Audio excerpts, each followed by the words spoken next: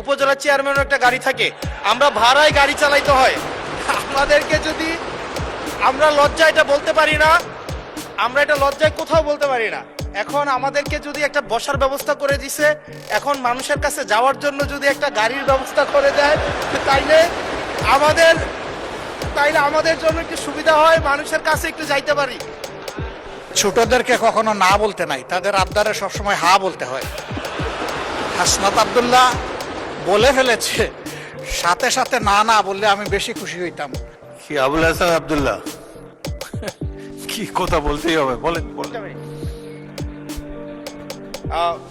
আমি সবসময় হচ্ছে বিভিন্ন মানে বিরোধিতার জন্য দাঁড়াই। আজকে থ্যাংক ইউ জানাচ্ছি যে আজকে এই ধরনের একটা সিদ্ধান্ত নিয়েছেন। আমার এই অপোজিশন থেকে আপনাদের সবাইকে থ্যাংক ইউ জানাচ্ছি যে একটা বসার অন্তত জায়গা হয়েছে। আমরা লজ্জায় একটা কথা বলি না। এখন এই পার্লামেন্টের সেকেন্ড মোস্ট জুনিয়র হিসেবে একটা কথা বলছি মানে আপনাদেরকে, সেটা হচ্ছে যে আমাদের একটা ইউনো মহোদয়ের একটা গাড়ি থাকে, উপজেলা চেয়ারম্যানের একটা গাড়ি থাকে, আমরা ভাড়ায় গাড়ি চালাইতে হয়। আমাদেরকে যদি আমরা লজ্জায় এটা বলতে পারি না, আমরা এটা লজ্জায় কোথাও বলতে পারি না। এখন আমাদেরকে যদি একটা বসার ব্যবস্থা করে দিছে, এখন মানুষের কাছে যাওয়ার জন্য যদি একটা গাড়ির ব্যবস্থা করে দেয়, তাইলে আমাদের জন্য একটু সুবিধা হয়, মানুষের কাছে একটু যাইতে পারি।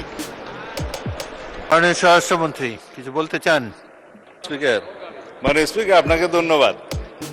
আজকে এমপিদের প্রাপ্তির পরে অপ্রাপ্তির খবরটা বলতে চাচ্ছিলাম না। আমাদের মাননীয় প্রধানমন্ত্রী যেদিন সংসদ নেতা নির্বাচিত হয়েছেন, আমাদের পার্লামেন্টারি পার্টি মিটিংয়ে প্রথমে যে অনুশাসন দিয়েছেন যে আমরা এমপিরা এই নতুন পার্লামেন্টে জনপ্রতিনিধি অনুযায়ী আলাদা কোনো সুযোগ সুবিধা নেব না। সেই হিসাবে তিনি অনুশাসন দিয়েছেন। একটা আইন আছে, এটা সংসদ বিষয়ক মন্ত্রণালয়ের অধীনে সংসদ সচিবালয় থেকেই লিড করবে। এই আইনে আমরা একটা সংশোধনী আনবো যে এই মহান জাতীয় সংসদের কোন সদস্য আমরা ট্যাক্স ফ্রি গাড়ি নেব না। এইটা মাননীয় সদস্য বাদে বাকি সবাই তালে দিছে, কিন্তু আমাদের মাননীয় সদস্য ছাড়া দিছে। তবে সংসদ সদস্যগণ নয়, শুধু বাংলাদেশের এই সরকারের সমস্ত মন্ত্রী, সরকারি কর্মকর্তা যারা গাড়ি পায়, তেল পায়, সেটা আমরা ক্যাবিনেটে একটা ডিসিশন নিই। ইতিপূর্বে আপনারা নিশ্চয়ই নিউজ পেপারে দেখেছেন, এই ক্রাইসিসের সময় শতকরা 30% তেলের বরাদ্দ আমরা কমিয়ে দিয়েছি এবং কৃচ্ছ্রতা সাধনের উদ্দেশ্যে সরকারি কর্মকর্তাদের আপাতত লোন সুবিধা যেগুলো আছে সেটাও কাটিল করা হয়েছে ফর দি টাইম বিং।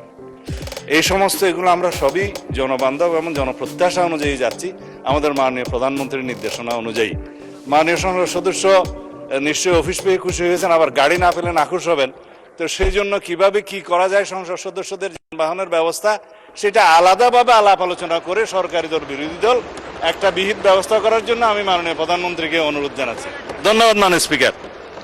আমি আজকে ধন্যবাদ দিতে দাঁড়ালাম, কারণ বিরোধী দলেরই একজন সদস্য তিনি এই দাবিটা সামনে এনেছিলেন। ট্রেজারি বেঞ্চ থেকে এটাকে কগনিজেন্সে নিয়ে বাস্তবায়নের উদ্যোগ নেওয়ার জন্য আমি ধন্যবাদ জানাই। তবে একটা কথা আছে যে ছোটদেরকে কখনো না বলতে নাই, তাদের আবদারে সবসময় হা বলতে হয়। হাসনাত আব্দুল্লাহ বলে ফেলেছে, সাথে সাথে না না বললে আমি বেশি খুশি হইতাম। আমি চিন্তা করেছিলাম যে এত বড় খবরের পরে বিরোধী দল থেকে কিছু মিষ্টি খাওয়াই দিব, কিন্তু এখানে এসে বাধাগ্রস্ত হয়ে গেছি, পারলাম না, একটা ধাক্কা খাইলাম। মাননীয় স্পিকার, আপনাকে ধন্যবাদ। মাননীয় বিরোধী দলের নেতা স্বরাষ্ট্রমন্ত্রী তার শেষ লাইনে বলেছেন যে এটা তারা বিবেচনা করে দেখবেন।